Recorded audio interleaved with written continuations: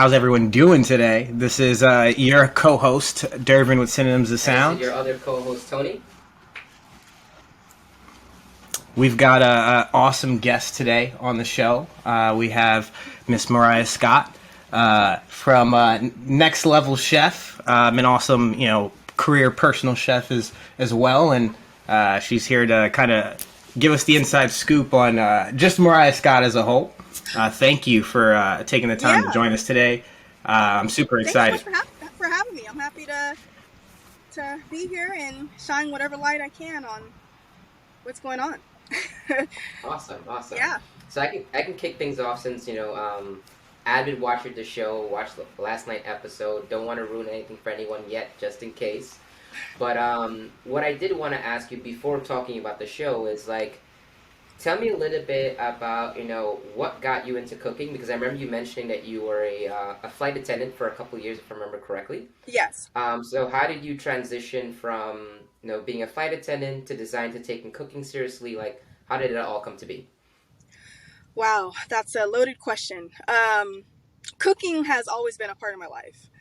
Since I was a little girl, one of the first gifts my mom got me was an Easy Bake Oven. So it kind of started there when I was a little kid. Yeah, it goes back, and you don't start connecting the dots until you get older. You're like, this has already been kind of a part of my life, and you didn't really realize it. So for me, that's where it really started, was 5-6 years old with the Easy Bake Oven, making, cupcakes, and then running out of the box mixes that came with the set. And I'm like, oh gosh, what do I do? And so my creative juices were flowing since 5 or 6 years old. I would go in the refrigerator and grab whatever I could and pop it in the Easy Bake Oven. And then from there, it just kind of grew. My older brother is also a chef, and he would have dinner parties. Originally, I'm from California. And so back in those days, The Wire, I think it came on Sunday nights. So he would have Sunday night dinner parties, and we would watch The Wire. Great show. Right? Great show. Yeah. I'm already liking your family already. The Wire's a great show. All right. So that's where it kind of, blossomed from there. Food was just always, a part of my life, a part of my family's life. And then I started flying internationally as a flight attendant. And food just kept coming back and reintroducing itself into my life over and over and over again. And I was exposed to so many different cultures. I have a little over 30 countries under my belt as far as visiting and experiencing different cultures and things like that. So just being introduced to all this different food, all these different cultures, it really kind of instilled the passion back in me, and was like, I think I enjoy this part of being a flight attendant more so than flying. So that's a little bit of my background with food. Is there a place that immediately comes to mind? You probably get this question a lot, but just being previously a flight attendant, is there a place that you've traveled to where no matter what, if you could go there, snap of a finger, because of how good the food is or how good your food experience was, you would jump there? Man, that's tough. That's tough, because for me, food is a vibe, and so it's all about how I'm feeling. You know what I mean? Sometimes I want a taco, so I'll take me to Mexico. Maybe I want some bomb ramen, so let's go to Japan. You know what I mean? So it kind of depends on the vibe. It's hard. It's hard for me to choose. It really is. All right. I have a very competitive nature, and I visited 33 countries, so I'm beating you by 3 right now. So okay. Just want to quickly mention that. I feel very proud about myself right now. Of course, Tony, of course. Just a little sprinkle. But one thing I did want to ask, you talked about vibes. So what's a guilty pleasure for you? Something that, if you're having a hard day, it picks you up. Some people it's ice cream, some people it's chocolate cake. What's a guilty pleasure for you? And would you make it yourself, or do you buy it? Oh man, I'm a food snob. But my guilty pleasure for sure is I love savory. I'm not huge on sweets. So salt is my jam. So definitely if I'm having a burger, give me a bomb burger and some french fries and I'm good. Awesome. Yeah. That's a go-to over here too. Oh, is it? Okay. Yeah, for sure. Since being on the show, have you had any weird experiences with restaurants you go to often, where like the staff might recognize you? Like have you ever like I don't know, like critiqued the food of the restaurant or chef or something like that? I feel like I don't know. I feel like I'd have this kind of a chip on my shoulder if I was on TV on a show like that, kind of doing my thing, chefing it up, and then going to a restaurant and getting I don't know, something underwhelming. It happens. It happens. You go someplace and it's not what it's cracked up to be. But as a chef, you have to understand that everyone has a bad day. So I try to give places a second opportunity to make it up. So I try not to be too hardcore with judging food the first time. But I am pretty tough when it comes to critiquing certain things. Like one of my biggest pet peeves is a dirty plate. So like if I go somewhere and the rim is dirty, if there's like a splash of sauce or something, like that alone would like ruffle me up, because that's like something easy. You know what I mean? Like, yeah. So that's all I can really think of. I don't know. Did I answer your question? No. What was the No, definitely, of course. So I guess a follow-up question to my initial question. So when did you, or what was the turning point for you to be like, I'm not going to be a flight attendant anymore, I'm taking cooking seriously? What happened? Was it like a light switch? Did something happen at work? Like how did that kind of like come to be? Gosh, yes, there was a light switch. There was actually 2 light switches. We want to hear both. Okay. We'll start with the emotional light switch, which was my grandmother passed away, and I was very close to my grandmother. She also helped shape my cooking journey. She was the nucleus of my family. She was the reason why we all got together. My grandparents were married for almost 60 years, and I remember vividly getting a phone call, and it was so weird because I was like on a first date with this dude. And in the middle of the dinner, I'm like, why is my cousin calling me? Like, this is so weird.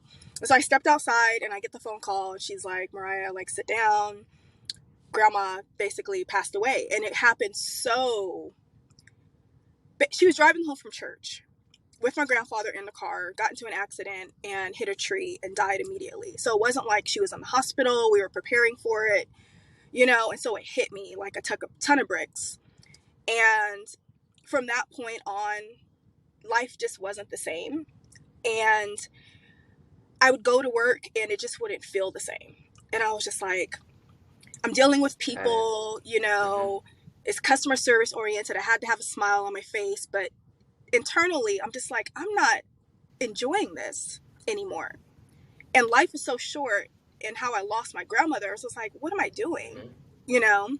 And so that was the first thing that triggered me to transition. And then second thing was, I went to work one day. I was extremely exhausted.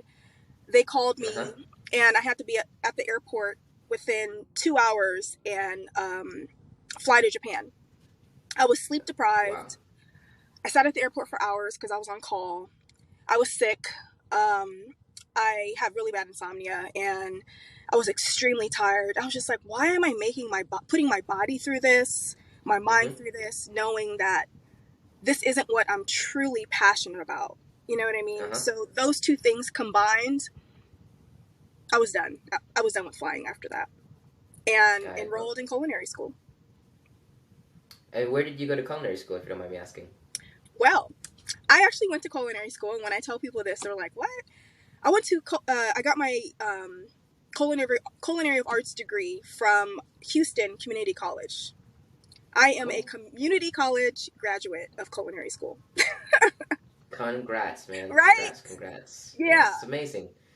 And funny story, just to share. So I went to, I think, the Carolinas, to Johnson & Wales University, and they also have a culinary degree, which is with a minor with business. And I was telling my grandmother that I wanted to do that as a career, and then she told me that's not really. My grandmother's from the Caribbean, so she's kind of old-fashioned, and she was like, being a chef is not a real job. Right. So I had to do business, unfortunately. But my dream eventually is to have my own lounge and have my own restaurant. So. Oh, dope. Okay. Yeah, so maybe one day I'll go back to culinary school and like actually learn how to cook properly. or just, I don't think you need to do all that. I personally, because I don't have any restaurant experience, so for me, going to culinary school, I've always known how to cook. You know what I mean? Like, I've always been very savvy when it comes to food and flavors, and traveling helped prepare me for that.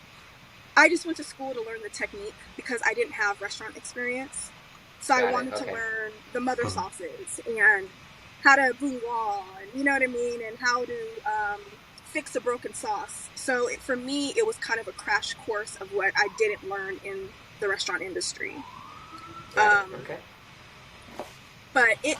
What would you say was? No, I'm sorry. Go ahead. I didn't have anything else.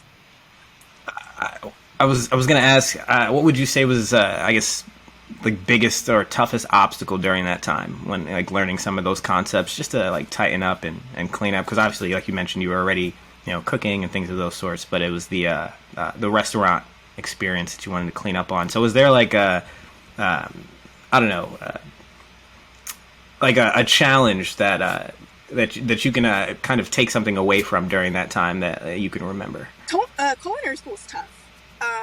I was working 3 jobs. I was waking up at 4:30.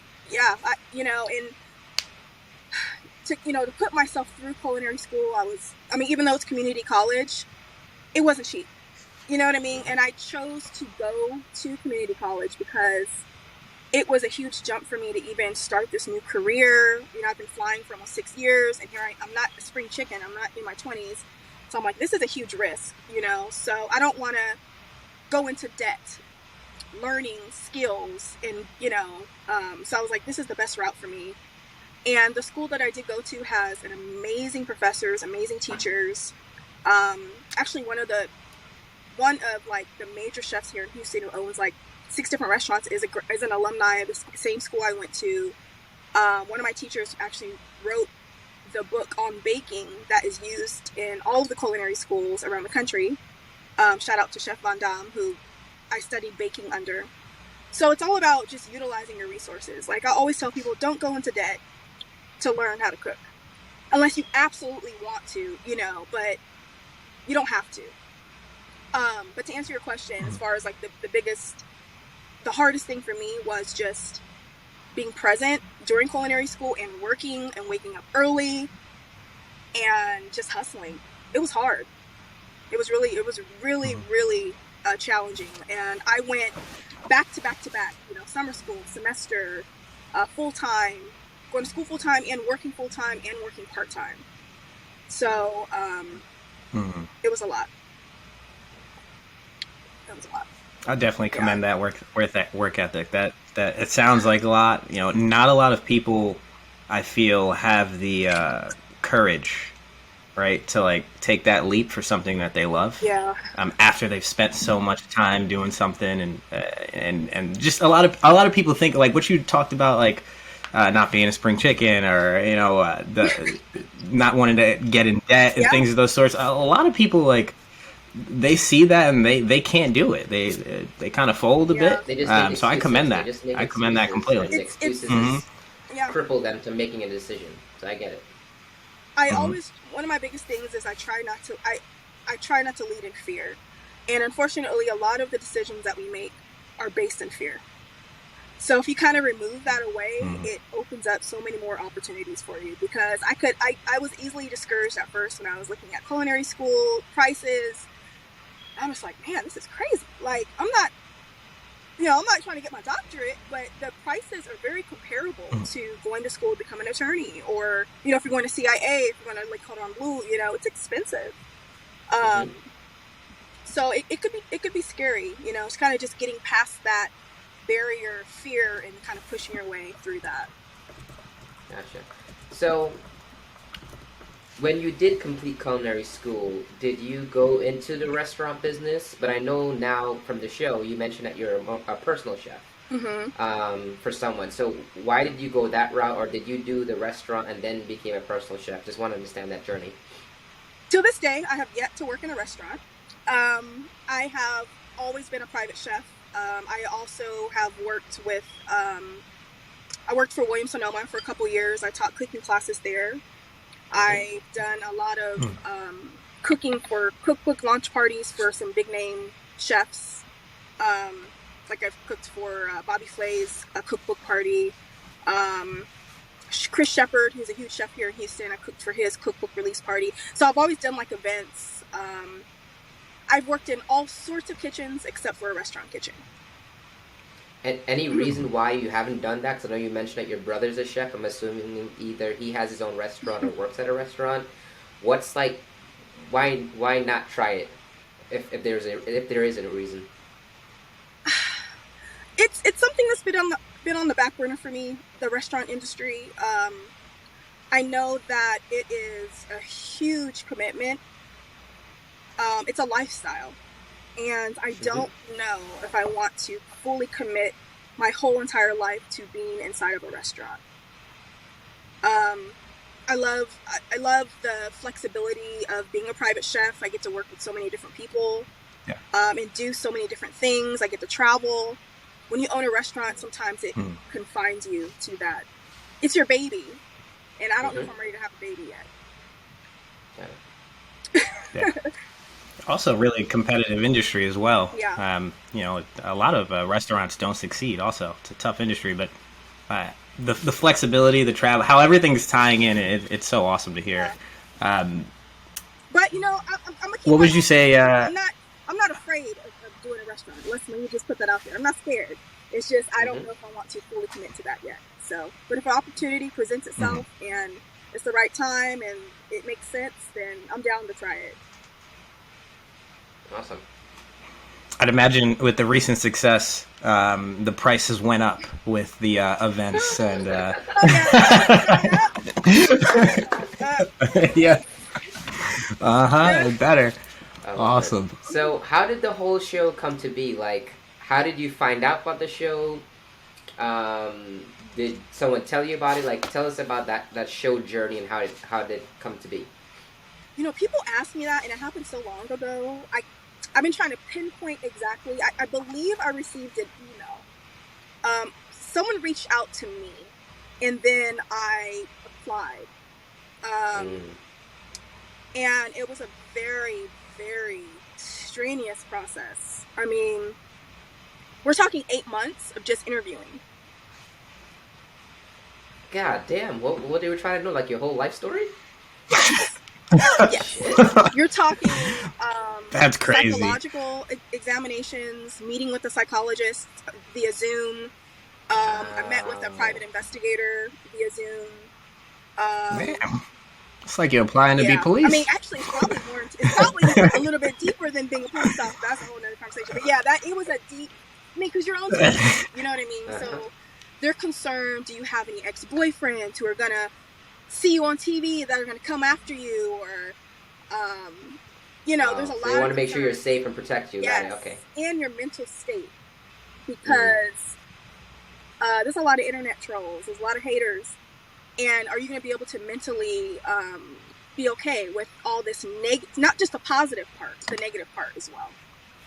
You know what's so funny? I never even thought about that. All I'm thinking is like the amount of of reach now that you have for your platform when you continue to build your business, your brand, and whatever adventures you want to do. The success of the show and you being one of the pioneers that really made season 2 come to life. But I didn't think about the negatives of people just trolling you, saying like your food didn't look good. Like I never thought of that. So like that would now lead me to this question: Has anyone trolled you yet? Oh yeah, I get trolled.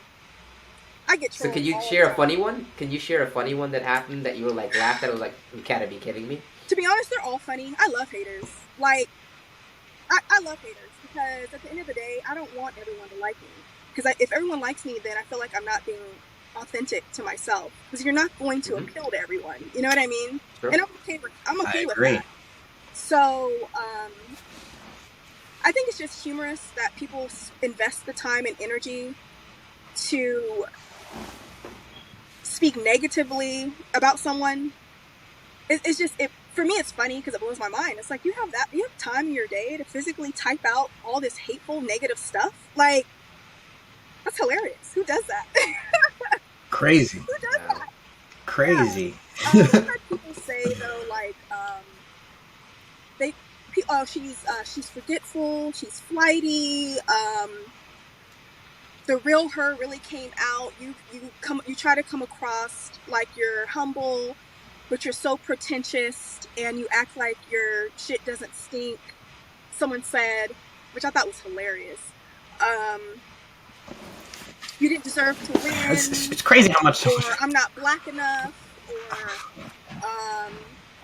I've heard all types of stuff. Yeah, all types of stuff. That's crazy. Yeah. Hey, just know that I was a big fan. I was rooting for you. Okay. The food looks so good. I felt like I tasted through the TV a couple times. Okay. Especially when they were talking about the wings you made. No, not the wings. The chicken popsicles that you made at the end. Those look so good. And the description of how they taste, I was like, damn, bro, I could taste that right now. Hey, the funny thing about those chicken lollies, I did not want that chicken. Oh, I was so mad. I was like, I don't want to, like, why the black girl got to get the chicken wings? I was like, the last episode, I'm going to be known for cooking chicken wings. Like. But you know what? At least you're not known for cooking raw chicken, because that's true. You looked like you were sweating. I was concerned. He was like, don't tell me this girl just made the chicken raw. And we were both watching as he cutting it, and then he looked around and he's like, perfection. I was like, thank God, because thank God. I had no idea. Let me tell you, when I grabbed the chicken, I had maybe 6 wings. They were on the plate, and I did 3 test runs of chicken. That's what took me so long, because normally chicken is picked up on the fry. And Richard Blaze kept coming over, Mariah, it's chicken, you're chicken a lot of time. I was like, I know, like, I can't serve raw chicken. I'm gonna make sure I do this. So I did a couple test runs, and the last one I did, and the time kept creeping. I was like, okay. I was like, I think it's good, but I still wasn't sure. You know, there was no there was no thermometer. That that fryer in the basement is horrible. It doesn't remain temperature controlled. So I was on edge just as much as everybody else when they cut that chicken open. Gotcha. Yeah. So tell me about. A few people had a few mishaps on the show. Someone forgetting to take a plate. Someone forgetting to put their plate on the elevator. What was a big, like, damn, I shouldn't have done that? Or an error that you felt you did on the show? Oh, my biggest error. The whole world knows. Me forgetting my plate on the platform. I remember that, but beside that, the brunch challenge. Okay, yeah. Okay. Which was going to be selected as the best dish, by the way.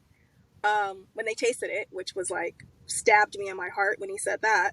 But besides that, the biggest mistake, I don't know. I can't really think of anything besides that. Okay. Because I remember that one. Yeah, I think in the moment, I think I chose the best thing to do in that particular moment at the time. I think a lot. So going back to that, I don't think I would have done anything differently because it was the right choice at the time. Got it. Awesome. Now, you mentioned your brother earlier, and me, I have a ton of siblings, so I have to ask, who's the better cook? I'm sorry, you cut out a little bit. Who would you say was the better cook? You can be honest. I know I'm gonna start some problems. I can't say who's the better cook. And this has nothing to do with him being my brother. We're totally different. So we've done several dinner parties together. He was actually the brother that was brought on the show, the last episode. He's the I have 3 brothers. I'm the only girl of 3 brothers. And got it. Okay. He is a restaurant guy, so he's all about technique. And you know, I'll give you a great example. So we did what did we do? We did I love themed parties and themed events. So we did an event together, and we made fried chicken. It was like the Southern style thing for Hoppin' John, all this other type of stuff. And to marinate the chicken, I was like, dude, I need some buttermilk and some hot sauce. I just started grabbing some hot sauce out the refrigerator. And he's like, no, Mariah, you gotta use Southern hot sauce. We're frying chicken. I said, dude, I can't put no Tapatio on here. Like, I can't just use hot sauce. So he's very like technical. to where I'm a little bit more abstract, and I'm like, these are the same chili peppers. It might be a different brand, but it's vinegar, it's chili, it'll work the same. And he's like, no, it has to be A, B, C, or D. You know what I mean? So we're different in our styles of cooking. Yeah. Nice, makes sense. I wasn't trying No, to you go start ahead. anything, Hey, but I no. don't mind the smoke. I love it. I love it. I love it. So with the show, I feel that there were a lot of great people that I felt just didn't get an opportunity to shine. If there Mm-hmm. was someone on the show that you felt you wish could have gone a little further, who would that have been? Mm-hmm. Um. Why'd you? Wait.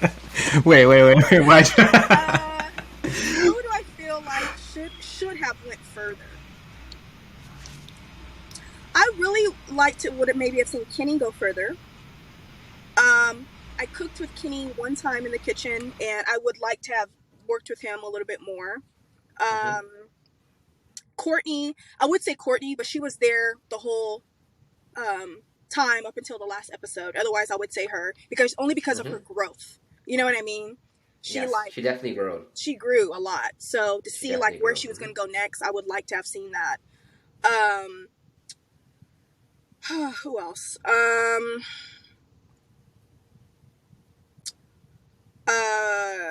Angie. I had the opportunity to taste Angie's food during our last cook.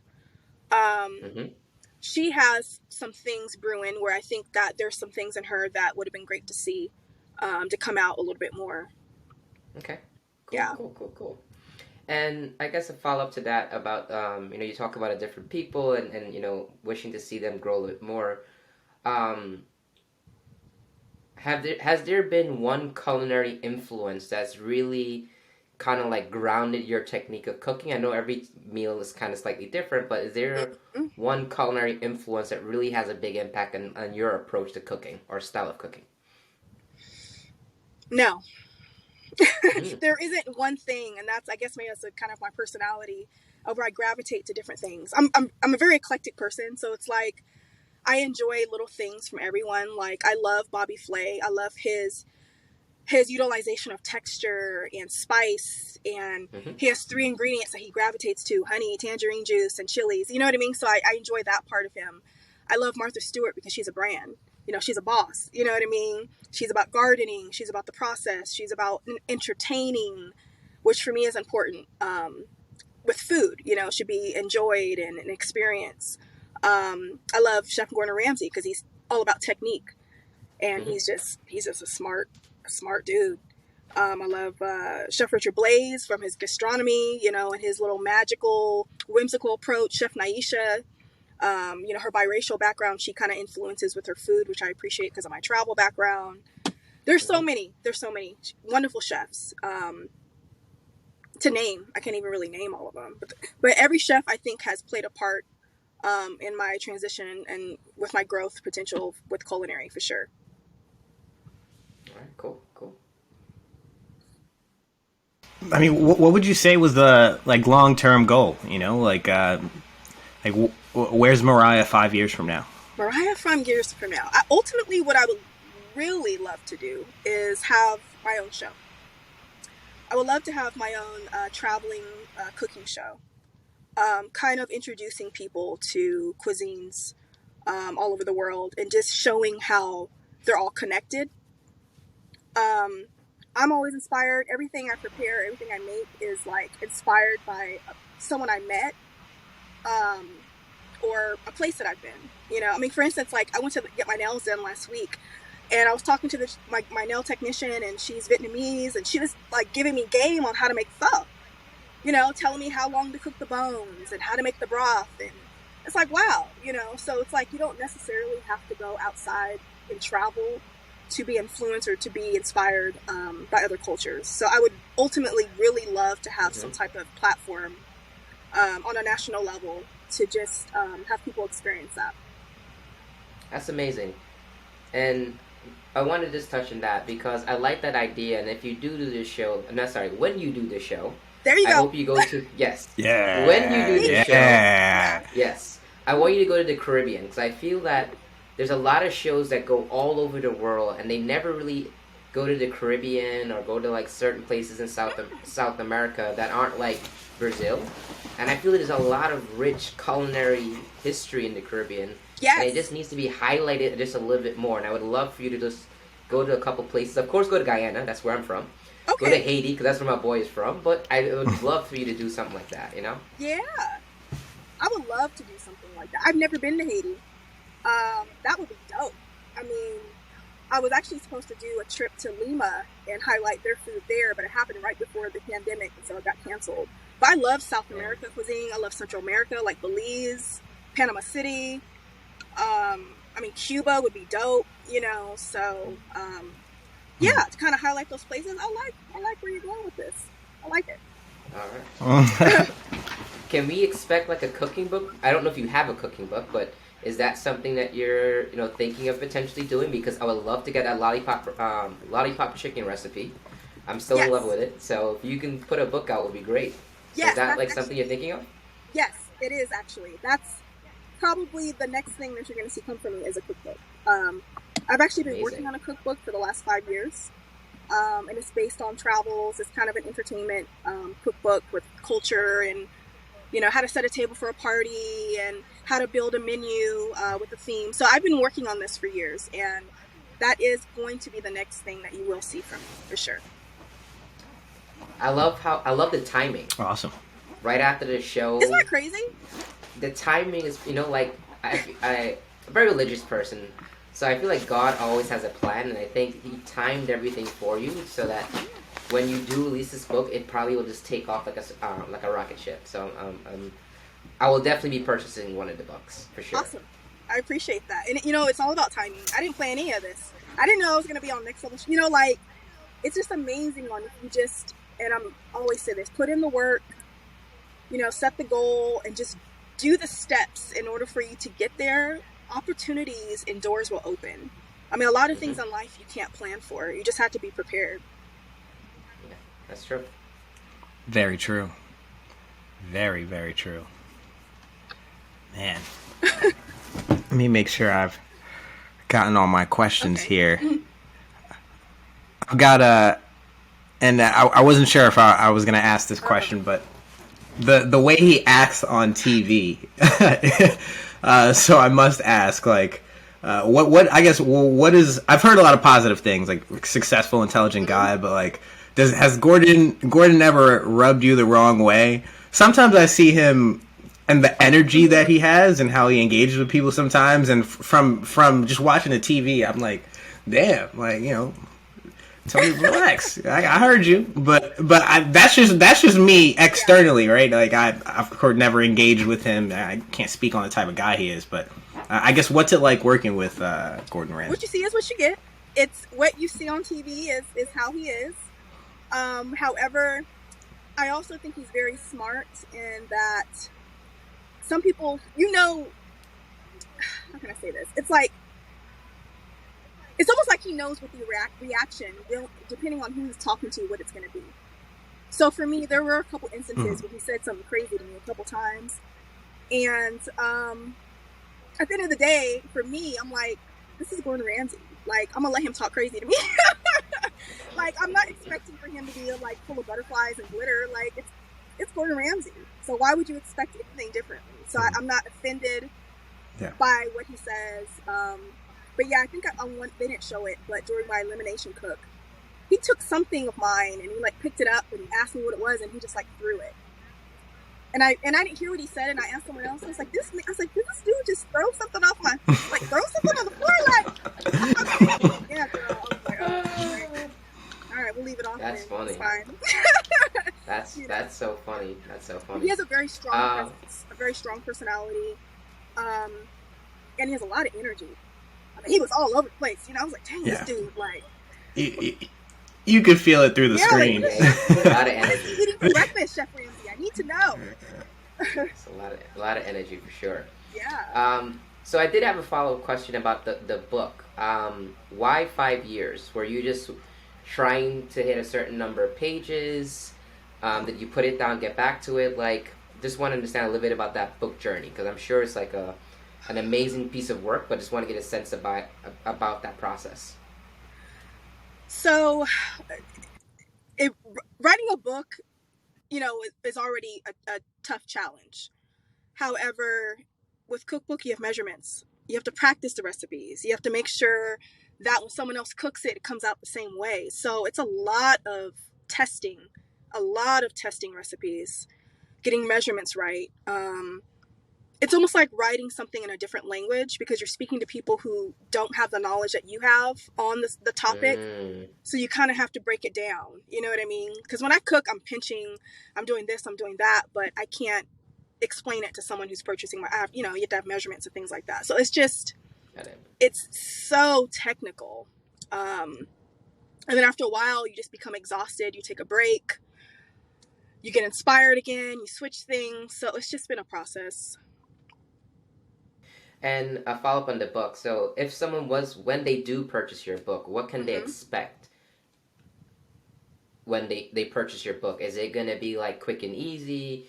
Is it going to be very elegant? Because I know a lot of times you mentioned that people think your food is very elegant in your approaches. So what can a buyer of your book get from your book? Like what can they expect in regards to the recipes and the love that they'll receive from your book? So yeah, definitely. With my book, it's gonna be basically my personality. I have ADD, so I'm a little boom, boom, boom, and I get bored easily. And I know a lot of people get bored in the kitchen, which is why a lot of people don't cook. You get bored with eating the same things, and so with my book, you can expect to just be excited. There's going to be a lot of creativity, but it's also going to be approachable. Seasonal ingredients. I'm all about fresh ingredients, and also making it easy and affordable. So you won't see any gold leaf, truffles.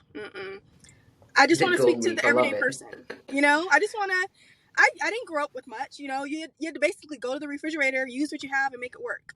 So I want my book to be able to allow the person to open it up, not have to be like, okay, in order for me to make this recipe, let me go to the store and make a list. Like I want you to be able to open my book and be like, oh, I have 80% of these things in my refrigerator. Like I can make something delicious with this. So yeah, quick, easy, delicious. I'm all about flavor and not spending too much time in order for that to happen. And it has to look cute. Like I'm all about plating. Like you eat with your eyes first. So, there will also be a playlist in there because I'm always about a vibe. So if there's a certain menu, you got to have the music to go with it. You know what I mean? So I like that. The book is going to be a vibe. It's going to be a vibe. Awesome. That's awesome. I'll ask one more question about the book, and then I'll let Dervin jump in with a question if he has. So I purchased your book. What's the first recipe that you recommend me to cook, no matter level of expertise? Like what's the first? I know. Damn, bro. I want to ask the hard questions. So, what's the one thing that you would be like? All right, if you got one shot, one opportunity, which one should they go and make? Okay, Eminem. I like that you caught that.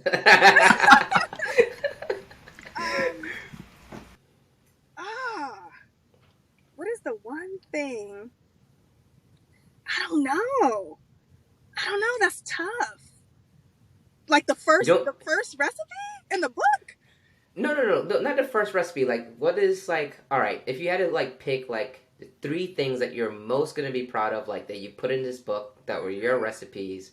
Do you have an idea of what one of those may be? Because I feel like everyone has like, this is my go-to, this is my favorite, this is what I love all the time. So is there something like that in the book for you? I would say lamb. I'm known for cooking lamb really, really well. Okay. And back in the day, they used to call me the meat master. They didn't say that on the show. They asked me about that, but they didn't mention that on the show. Okay. I do meat very well. Grilling is my jam. I love smoke. So I would definitely say the highlight for me is meat. I'm also a big fan of Mediterranean cuisine. Okay. I don't like to overly manipulate things. I love for flavors to kind of speak for themselves. But yeah, those would probably be, if that answers your question. I'm going to have to think about that. That was kind of deep. No, that was a good one. I'll make sure to look for the lamb recipes when I get... Yes. That was a tough question, Tony. You went from one thing to three things. I was just trying to help narrow it down for her. Yeah, I like that. I'm gonna write that down and pay more attention to that. Yeah. So I've got a follow up. Before you had mentioned ADD, and I have a big tech background.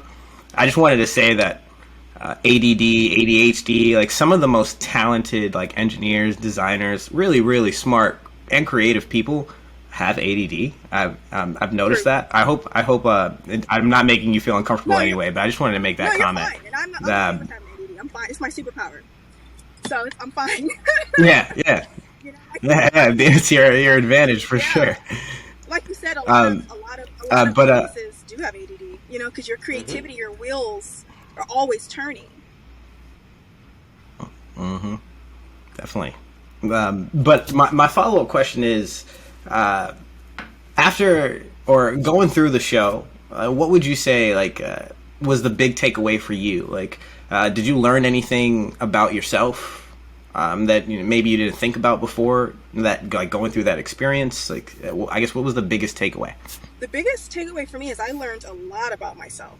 Like when I was watching the show and just hearing myself speak and how I reacted to certain things, I was like, who is that person? Like, oh my gosh, she is mature, so it was kind of interesting to see myself in a different light, and seeing how I handled things.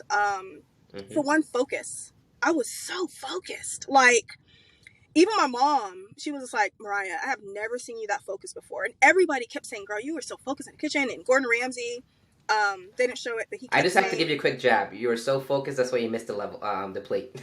Yes!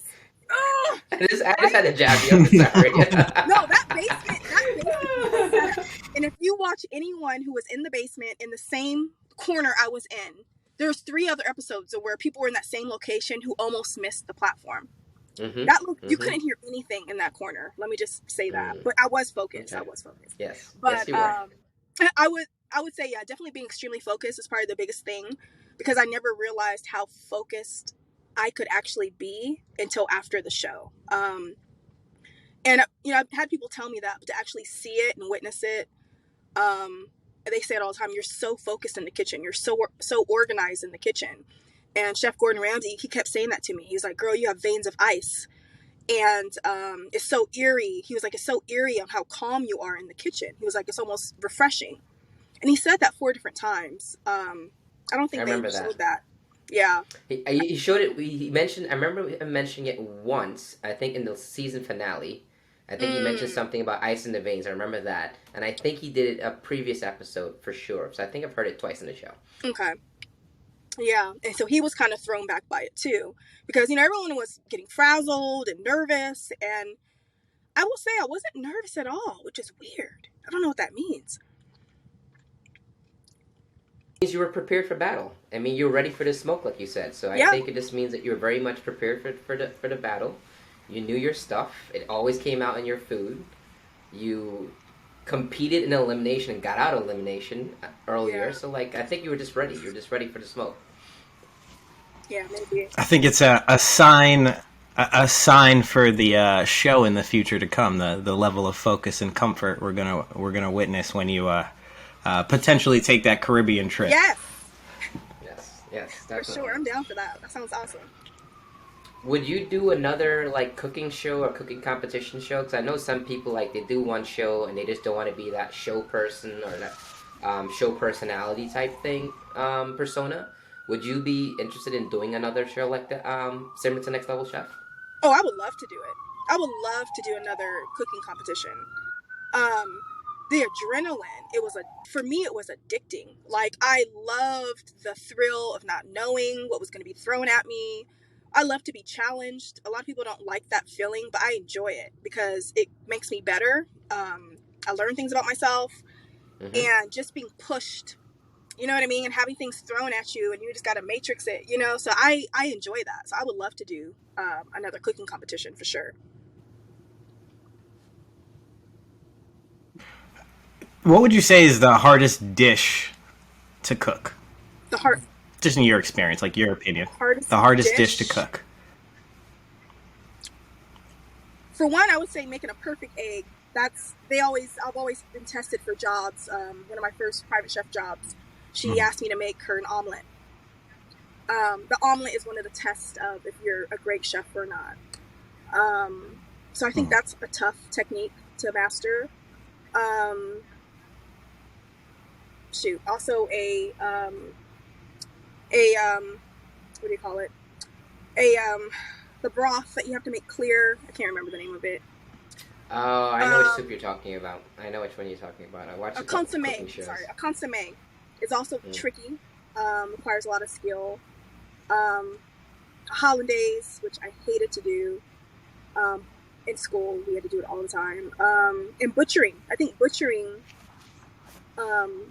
is something that's very technique driven as well. You know, butchering whole animals, filleting fish, making sure you're not wasting anything. I think the techniques of cooking, I think, are the toughest things.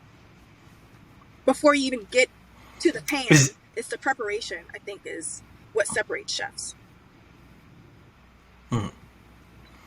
So when you're booked for like an event or a catering event, regardless of size, I guess, is there like how does that work? Do you have a set menu?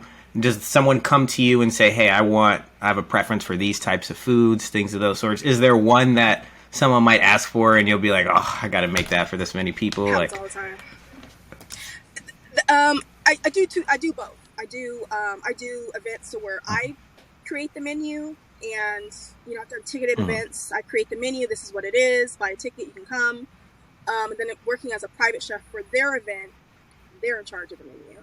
So I may spend all this time creating it, and then they come back and we just keep customizing it. But the majority of my menus are curated custom. I don't have, set. These are your 5 vegetables, choose one. These are your 3 proteins, choose one. Everything is totally different. I don't do cookie cutter stuff. Everything's based seasonally, what's available. And again, I like themes, so it all has to be a vibe. But yeah, I've had people say, like, the last event I cooked for actually was for a vegetarian. Well, she was a vegetarian, and I did this whole menu, and then she was like, well, I eat shrimp. And I'm like, wait, so you're not a vegetarian, you eat shrimp. So then I had to do a whole nother menu with shrimp. And then she's like, well, I want some cheese. So I had to go back and do a whole nother. So you get stuff like that. Yeah. Wow. Oh, I can imagine how frustrating that could be. Yeah. Gluten-free. Especially with, like... it was gluten-free. At the very end, the whole menu had to be gluten-free.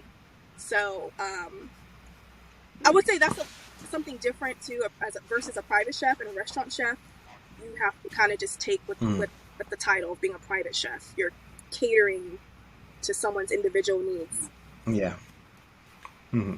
So I had a question. So, being diverse in this space of being a chef and a private chef and cook, being a woman in this industry, like, what are your thoughts about those two combinations? Because I'm sure, like, I feel like, and this might be, I always think of women being better cooks than men, but I feel I see more men on TV shows and always having, like, different accolades. Like, what are your thoughts about that? Because I assume my mom is a great chef, my grandmother's a great, like, I just assume, like, women know what they're doing, so why is it not reflective from what I see? So I just want to get your thoughts. I'm so glad you asked that question, because it's a question I never understood, like, the answer to. It's so ridiculous to me, because, like you said, even all these great men chefs, they always talk about their grandmother taught them or their mom taught them, but the industry is male dominated, and I don't understand it. As a woman, it's so hard to get the respect in this industry, in the kitchen, you know what I mean? And it's like, who did you learn from? Your mama. Like, I don't understand. That's why I'm confused. It doesn't make sense to me, and it's, for me, it has been an upward battle, and it still is, even, after the show, of proving myself, because I am a woman, and I am a woman of color, and I am from California, and I live in Texas. So there's a lot of battles that I've been fighting with cooking. people, and I wear makeup. You know, I'm feminine. You know, there's a lot of stereotypes with that too, with women in the kitchen. And so they assume I'm a baker. You know, when I'm out and about, people ask me what I do. I tell them I'm a chef. They don't believe me. It's crazy. It's crazy. I get no respect. But it's hilarious. And then when I do cook, and then it's like a whole different thing. It's like, oh, girl, you can cook. It's like, yeah, I told you I can cook. Like, you know. So it's interesting because after the show, too, I'm getting so many messages and from people who knew me back in the day. And they're like, I remember you used to always say you can cook. But it was like, so you needed Gordon Ramsay to tell you? Like, yeah, it's tough, man. It's tough out here being a chick in the kitchen. It's hard. And it's is there any is there any advice you can give to maybe a young woman interested in getting into the space, or someone who has a passion for cooking and might not know or be fearful about like changing careers and jumping right in? I would say develop tough skin. Ultimately, that's what's going to make or break a woman in the industry. At least right now, you have to have a tough skin because it is a man's club. You know, that's just what it is. You gotta be able to, like I say, you can't take the heat. Get out the kitchen. So it's not a place to cry. It's not a place when there's fire. There's knives. You know, I've seen fights break out in kitchens. It's a tough environment, and maybe that's why it is the way it is. I don't know, but as a woman, I think you should be, and I don't want to say be strong because I think that word is overused, but I think you should develop a tough skin. I guess a better word would be confident in yourself. Yes, than being thank strong. you. Be confident Absolutely. in yourself. Mm-hmm. Yeah. Be confident in your own capabilities, and just continue to learn and grow your craft because that's really what's gonna, take you to the next level. And I like you talked about learning your craft because I was going to ask you, like, being a private chef, are you able to build a community where you have a community of other chefs that you, outside of your brother, of course, that you can, like, ask questions, pick their brains, like, learn? Do you have mentors? Like, just want to understand because I think of being a private chef, you're just by yourself all the time, kind of. Yeah. But it may be not the case. So I just wanted to know. When I do larger events, I may have a sous chef, but ultimately I do work for myself. And that is kind of it could be a downer depending on how you look at it. But the good thing about it is that I've had to learn every aspect of being a chef. I wash dishes, I grocery shop, I plan, I do portion control. So I do everything as a private chef. Whereas in a restaurant, your tasks may be divided amongst each other. But there is a downfall to where I don't have that, community of chefs that I work in the restaurant with. But I do know chefs here in the city that I do collab with. Actually had an event a couple days ago, and there were a lot of chefs there, and we share stories, things like that. But I am down to having like a mentor, but for me, the mentor needs to be able to see my vision, and so I just haven't found that just yet. Got it. Okay. So, in regards to like the events that you might do for like I guess and I apologize if I misunderstood, but I think you had mentioned that aside from just being a personal chef, you also do events where folks can purchase a ticket and maybe go through some courses that you do. Is that limited to just your city, or do you travel to other cities and host those kinds of events that people should like keep an eye out for? Definitely keep an eye out. I have some traveling pop-ups brewing this summer that I'm going to be doing in different cities. I have a farm. I've actually last week planted. I'm working with a farm here in Houston, and I planted some things that I'm going to do like a huge like outdoor kind of like a farm dinner party type of family style vibe. So once we harvest all the vegetables and stuff, I'll build a menu off of that. So that's going to be coming up later on this year. That's pretty cool. Yeah, I'm excited about that. But I also want to do a lot of more community things as well. Cooking and being in the kitchen is great, but it also isolates you. I want to be able to speak to a lot of people. I've been getting a lot of people reaching out to me as far as with mentorship, or asking questions as far as how I was able to, come from the hood and get on TV of Next Level Chef and what I did in order to get there. So I'm all about helping other people, because I know what it takes to get there, and I know what I had to go through in order to get here, and I don't want other people to have to necessarily go through the same things, because I was able to handle it, but I know a lot of people are not going to be able to handle what I had to go through. So if there are shortcuts or whatever, like, I want to be able to inspire and mentor. So I'm kind of thinking about doing some type of mentorship program, to where I can help up and coming, chefs, or, who have questions and things like that. That's awesome.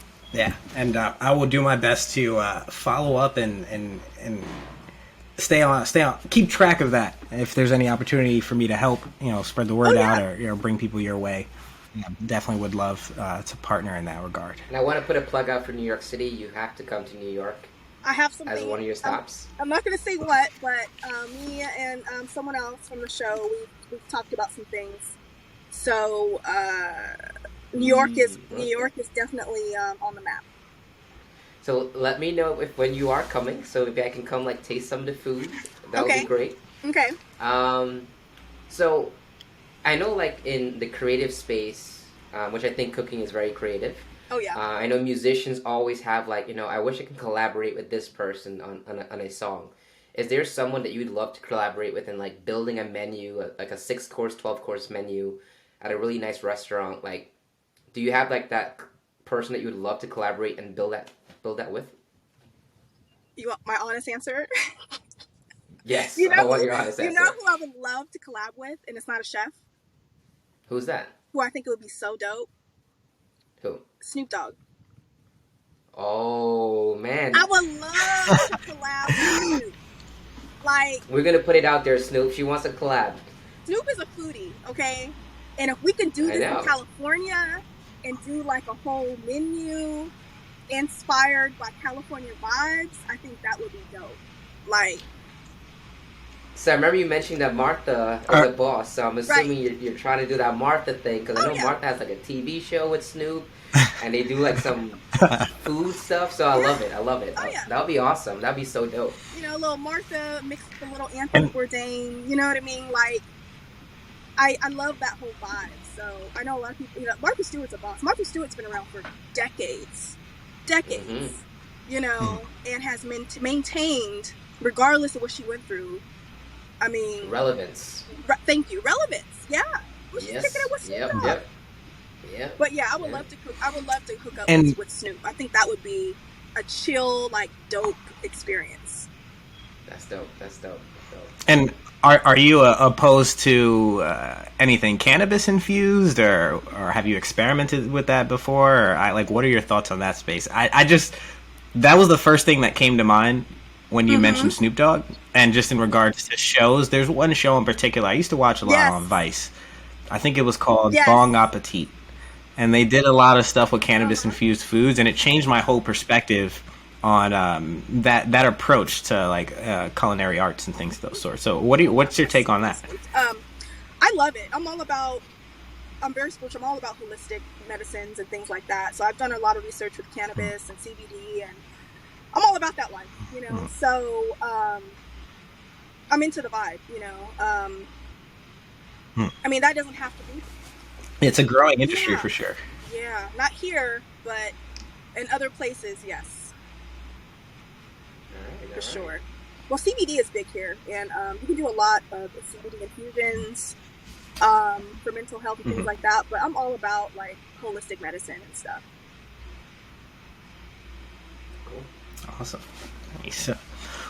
Well, you've mentioned, and we've talked about a lot of different things on the call. And one thing we ask every guest, and you might have mentioned parts of this already, but with your journey so far, with your day to day, the clients you experience, the growth from the exposure on the show, how do you block out the noise when focusing on your goal or your end goal long term? when you might, get some hate on social media or I guess hate or unconstructive criticism from a client? Like, how do you kind of stay focused and stay locked in and block out the noise? For me, especially during the competition, before every episode, I would go outside. We were confined to a green room for hours, and it was dark, and we were in the desert and it was dry. And for me, I get stimulated from nature and things like that. So every day I would go outside. I found this cement block. I would climb up on top of this cement block and I would meditate, and I would sit there for hours. Everyone else to be in the green room. There, other people had their certain spots, but you could always find me outside, like facing the sun, meditating. And that is how I would block out the noise and remain focused. I also kept telling myself over and over and over again to be present, which is extremely important, because sometimes we focus too much on the end result, that you're so focused on that you're not even thinking about the steps that you need to do in order to get there, because you're so focused on there. So for me, I wanted to win that $250,000. Like, I needed to win that $50,000. But if I focused on that, my nerves, you know what I mean? Or you're cooking like $250,000 and you start losing yourself. So for me, it was like, what do I need to cook today? Cook this and make your best dish. Because if you don't do that, you're not going to win. So it was just being present and meditating is how I block out the noise. And that's what I do every day. I meditate every day. That's amazing. Yeah. And I guess one other thing to follow up is, like, how can people learn more about you? Where can they follow you? Is there anything that you want to like put out in the universe to people to like keep an eye out that's coming out soon? Yes. So you can find me on Instagram. I am Mariah, separated by underscores. I_am_Mariah. My website is also iammariah.com. My professional website is lavishlyseasoned.com. But the best thing to do is send me an email. Get on my email list, because those who are on my email list will have first access to events, first dibs, first access to the events that we have planned. My farm event I have planned coming up, and also we'll have first dibs on the pre-order of my cookbook, which is going to be my first, that's going to come soon, so I'm excited about that. And also the mentorship program. So email me your info, and I want to create a community for those who have supported me, and I want to be able to support people as well. So ultimately, that's the goal. Amazing stuff. Thank you so much for being on the show. Thank you for having me. I appreciate you. Yeah, it's been a pleasure. I appreciate you. Thank you.